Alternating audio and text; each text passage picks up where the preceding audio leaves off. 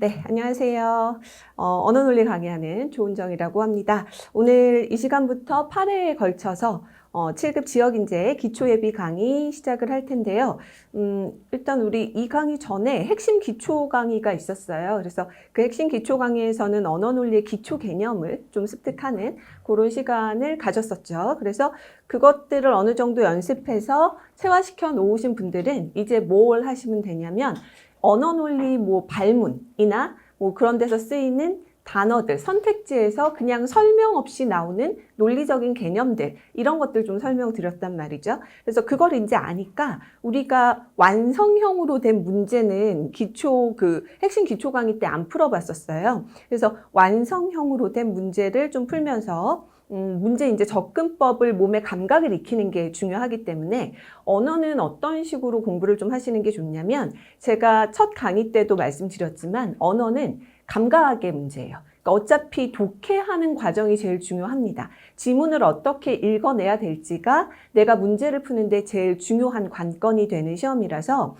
시간 제일 중요하죠. 시간 내에 내가 지문을 남들보다 좀 효과적으로 읽을 수 있는 그런 방법을 생각을 해보셔야 돼요. 그래서 그 단계가 오늘부터, 이번 강의부터 들어간다라고 보시면 됩니다. 제가 이제 한 가지 말씀드리고 싶은 거는 요 말씀 제가 많이 드리잖아요. 지난번 강의 때도 말씀드렸을 거예요. 전지적, 출제자, 시점. 그래서 문제를 우리 이번 강의 때는 계속 푸는 과정이 들어갈 텐데, 시간 재고 직접 풀고 원래 1번부터 5번까지 선지 나와 있는 본 문제를 푸는 과정이 들어갈 텐데, 그 전지적 출제자 시점이라는 건 뭐냐면, 문제를 풀 때 내가 시험장에서 이 문제를 푼다라고 가정하고 풀겠지만 항상 어떤 논점을 놓치시면 안 되냐면, 내가 수동적으로 문제를 받아서 푸는 학생이다, 이런 생각보다는 내가 만약에 출제위원이라면 이런 발문 가지고, 이런 지문 가지고 어떤 식으로 선지를 뽑아낼지를 계속 고민을 하셔야 돼요. 그러니까 내가 문제를 푸는 입장이 아니라 문제를 만드는 사람 입장에서 계속 기출을 보는 습관을 들이셔야 우리 기출에서 이런 표현이 나왔을 때는 선택지로 잘 가는구나, 어떤 소재가 나왔을 때는 지문 구성이 어떻게 되는구나, 이런 어떤 공통점을 확인을 하실 수 있거든요. 그래서 전지적 출제자 시점을 가지도록 여러분들이 계속 신경을 쓰셨으면 좋겠고, 이 전지적 출제자 시점의 핵심이 첫 번째, 유형이에요. 문제의 유형을 어떤 식으로 볼 것이냐. 언어 논리는 기출이 굉장히 많이 쌓여 있거든요. 우리 이번 강의 때 민간 경력 기출들 위주로 볼 건데, 5급 공채 기출, 7급 우리 같이 치르는 그 5급 공채 기출도 2004년부터 사실 기출이 있고, 민간 경력은 2011년부터 기출이 있기 때문에 기출이 굉장히 많이 쌓여 있습니다. 유형은 뭐냐면 출제 패턴이라고 보시면 돼요. 매년 나오는 지문은 다르거든요. 하지만 매년 나오는 어떤 비슷한 틀들이 있어요.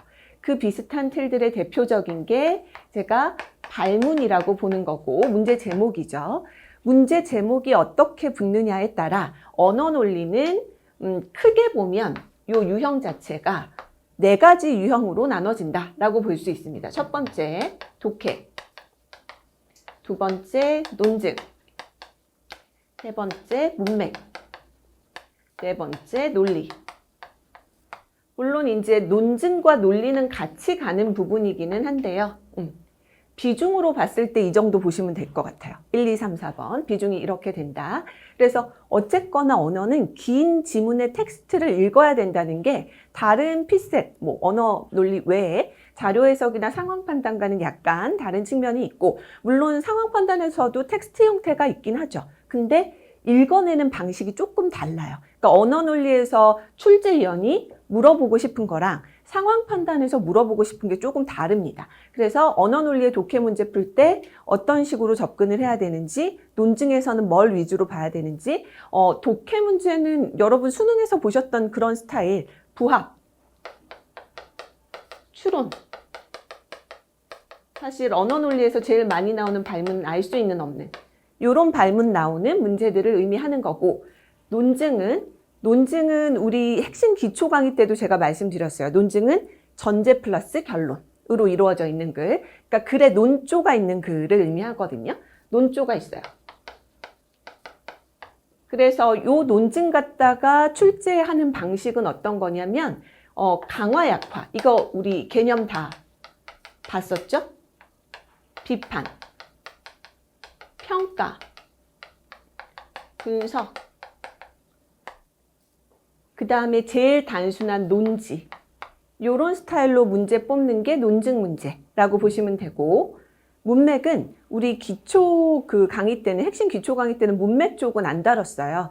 2번부터 다룰 거예요. 문맥 문제는 뭐냐면, 문맥이 의미하는 바가 문의 맥이거든요. 문의 흐름, 문장의 흐름. 결국 문맥은 지문의 어떤 세부 정보에 집중하는 스타일의 어떤 접근법이 아니고, 전체적인 지문의 흐름을 잘 파악할 수 있는지, 이걸 물어보는 거라서, 우리 기출 보면 빈칸 추론하는 문제들 있어요. 그리고 밑줄 그어놓고 밑줄의 의미 추론하는 문제들 같은 거 있고요. 그 다음에 글 수정하는 문제들 있어요. 뭐 예를 들면 자료에서는 보고서에 따라 표 수정하는 얘기가 나오잖아요. 언어논리에서는 지문에 주어진 문장들을 전체적인 문맥에 맞게 수정하는 문제가 나옵니다. 그래서 이런 문맥 문제도 항상 나오고 있고, 그 다음에 논리 문제는 이거죠. 뭐. 논증에서 배운 논증의 기초적인 이론을 바탕으로 그 이론들을 적용해서 퀴즈를 풀어낼 수 있는지. 근데 여기에 퀴즈도 여러분들 상황 판단은 이미 강의 들으셨겠지만 상황 판단하고는 조금 결이 다릅니다. 요거는 기본적으로 명제 퀴즈 형태로 들어가요.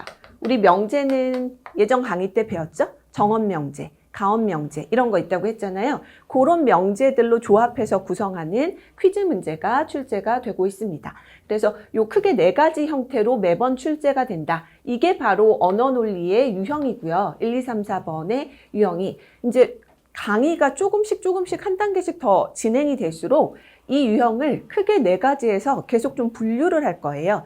발문별로 쪼개서 특징들을 보는 과정이 들어갈 거라 일단은 큰 틀의 분류 기준에 맞춰서 문제 푸는 연습을 하는 게 이번 강의에서는 핵심입니다. 그래서 각각 4가지 유형의 문제들을 어떻게 접근할지 이 부분에 대해서 고민을 좀 많이 해보셔야 되는 게 이번 강의라고 보시면 되고, 그래서 전지적 출제자 시점에서 제일 중요한 거는 첫 번째, 이 유형을 어떤 식으로 분류하고 유형별 특징을 어떤 식으로 볼 것인지. 이거 왜 하는 거냐면 전략 수립 때문에 하는 거예요. 그러니까 전지적 출제자 시점을 가지고 우리가 계속 기출을 봐야 되는 이유는 뭐냐면 시험장에 들어갔을 때 내가 얼마나 남들보다 빠르게 문제 풀 수 있는지, 시간 전략. 그 다음에 결국 지문 읽는 독해 전략이거든요. 읽기 전략. 효율적인 시간 안에 남들보다 효율적으로 좀 빠르게 지문을 읽어서 답을 낼 수 있는 방법이 뭐냐. 이거 하려면 별 수 없어요. 언어는 제가 감각이라고 말씀드렸잖아요. 엄청 꾸준히 연습하셔야 돼요. 그래서 제가 그런 말씀 드렸을 거예요. 공부할 때 나는 강의 듣고 주말에 몰아서 강의 들었던 거 한꺼번에 복습하고 한 4-5시간 그렇게 공부해야지 하는 것보다 강의 들으시고 그날 바로 강의 들었던 문제는 복습하고 그 다음 날이라도 바로 복습해서 1-20분씩이라도 언어논리 형태로 되어 있는 문제의 지문에 익숙해지는 거. 그게 바로 감각이거든요. 그래서 시간을 쪼개서 자주 보는 게 훨씬 더 나아요. 감각을 기르는 게 굉장히 중요하기 때문에. 그 다음에 이번 강의 중요한 게 뭐냐면 그 습관을 잘 들여야 되거든요. 사실 독해는 습관이에요. 애초에 잘못된 습관을 가지고 독해를 하면 이거 고치기가 너무 어렵습니다. 나중에 시간 너무 많이 걸려요. 우리 이번 강의부터 원래 풀세트, 그러니까 원래 형태로 된 문제를 풀 거잖아요. 그래서 그 문제를 풀 때 기본기를 제대로 방향을 잘 잡으시도록 하셔야 돼요. 그러니까 조금이라도 비효율적인 방법이 있으면 좀 고치려고 하시고, 그래서 가장 효율적인 독해법을 가지고 가야 그게 이제 쌓여야 나중에 이제 어느 정도 딱 폭발하는, 그러니까 능력치가 폭발하는 때가 분명히 있거든요. 저도 공부를 한 5년 했었기 때문에 5급 공채 준비를 한 5년 했었는데, 그때 이제 첫 번째 시험에서 제가 8문제 못 풀었다는 얘기 드렸나요? 강의 때? 안 했나요? 네. 별로 하고 싶지 않아서. 네, 8문제를 못 풀었어요. 저는 그게 너무 왜 충격이었냐면 전 언어에 제일 자신이 있었거든요. 상황 판단은 너무 제 기준에서는 어려웠고, 그다음에 전 문과생이라 숫자는 무조건 싫고, 그러니까 그냥 만만하게 볼만한 게 언어라서 시험장에 들어가서 초시 때 언어라도 좀 제대로 보고 나오자 해서 언어 공부는 조금 하고 들어갔어요. 그러니까 언어 공부를 했다는 게 이제 기출을 여러 번 풀어본 거죠. 그리고 시험장에 들어갔는데 제가 분명히 시험장에 들어가기 전에 혼자서 시간 재고 문제 풀 때는 시간 내 문제를 40문제 다 풀었거든요. 8문제를 못 푼 거예요. 일단 거기서 정신 나갔죠. 한번 충격을 받고 뭐 채점했는데 푼 문제를 그럼 또 다 맞았냐? 그것도 아니에요. 그러니까 시간이 계속 밀린다는 생각이 드니까 시험장에서 너무 당황했던 기억밖에 없어요. 제 실력을 발휘를 못하는 거죠. 언어는 잘못하다간 그렇게 돼요. 그래서 시간 전략이 굉장히 중요하고 한데, 제가 그런 식으로 이제 1차 처음에 이제 첫 시험에서 타격을 딱 먹고, 그 다음에 이제 시험장에서 나와서 그 다음 해 준비하면서 제일 먼저 했던 게 뭐냐면 지금까지 공부했던 걸 싹 다 버렸어요. 싹 다 버리고 아예 기초부터 공부 방법부터 다시 잡아야겠다. 그러니까 이거는 뭐 8문제를 못 풀 거면 어떤 유형 자체에 문제가 있는 게 아니라 그냥 문제 접근하는 틀 자체가 잘못된 거기 때문에 그거를 바로잡지 않으면 승산이 없겠다 싶어서 아예 처음부터 다 갈아엎어서 다시 기출을 분석하고 그런 식으로 했는데 제가 초시 때는 그냥 문제만 시간 재고 풀었거든요. 근데 제시 때부터 했던 건 뭐냐면 이렇게 본 거예요. 문제 유형별로 조금 나눠서 각 문제에 공통적인 특성이 있는지를 계속 봤고 그런 다음에 조금씩이라도 매일 보려고 했어요. 그래서 저는 매일 2지문씩 읽기 연습을 했어요.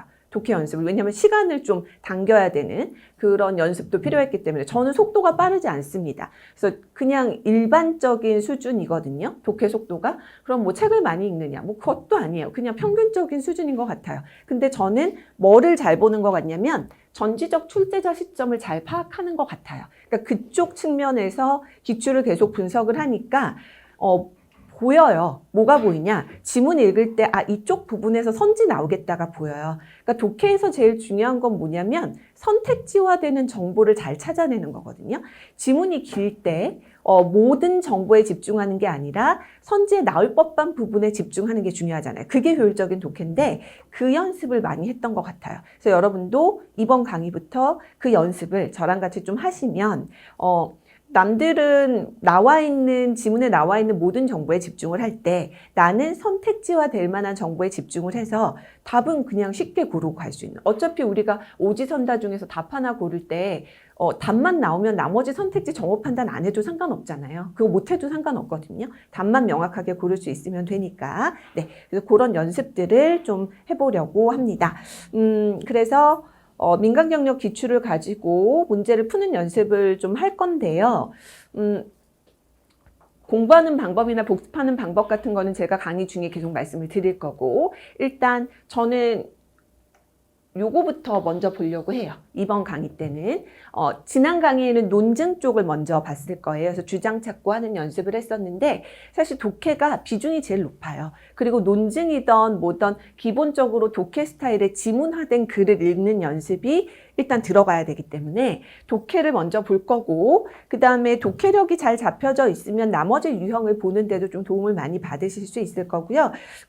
올해 혹시 5급 공채 기출 보셨어요? 한번 풀어는 보셨나요? 올해 5급 공채 아직 안 보셨어요? 아껴두신 거죠? 그죠? 제일 중요한 기출이니까. 올해 기출의 특성이 좀 어땠냐면 작년에 비해서 정말 많이 쉬워졌어요. 그러니까 지문 길이도 별로 길지 않고요. 그 다음에 답도 굉장히 수월하게 나오는 평이한 문제들이 많았거든요. 사실 22년까지 5급 공채 우리 지금 시험 쳐야 될 우리 지역인재 분들하고 5급 공채 분들이 시험 쳐야 될 그 문제 수준이 정말 천정부지로 난이도가 올라가는 거예요. 그래서 19년부터 시작해서 20년, 21년, 22년 너무 어려웠거든요. 그런데 23년에 더 어려워질 거라고 예상했는데 오히려 난이도가 확 떨어지고 그 말은 결국 뭐냐면 기본적인 거를 제대로 해놓지 않으면 그럼 무너지는 거예요. 그래서 어려운 문제들을 가지고 끙끙댈 게 아니라 일단 시작은 가장 기본적인 형태를 가지고 있고 지문 길이 많이 길지 않은 민간 경력을 통해서 기출 연습을 좀 해놓고 점차 난이도 있는 문제로 빌드업해 나가는 과정이 중요할 것 같습니다. 그래서 여러분 오늘 받으신 교재에 문제가 일단 좀 80제가 들어가 있을 텐데 그 문제들을 쭉 풀어보고 각 문제별로 분석 포인트를 잡는 방식으로 수업은 진행을 할 거예요. 그래서 1쪽에 문제 1번 나와 있는데 제가 시간을 드릴 거예요. 한 문제씩 끊어서 일단 문제를 한번 풀어볼 거고요. 지난 강의 때도 제가 말씀드렸지만 우리 40문제 풀어야 되잖아요. 그죠? 90분. 이렇게 되는데 문제당 2분 정도 잡고 푸는 연습하시면 될 것 같아요.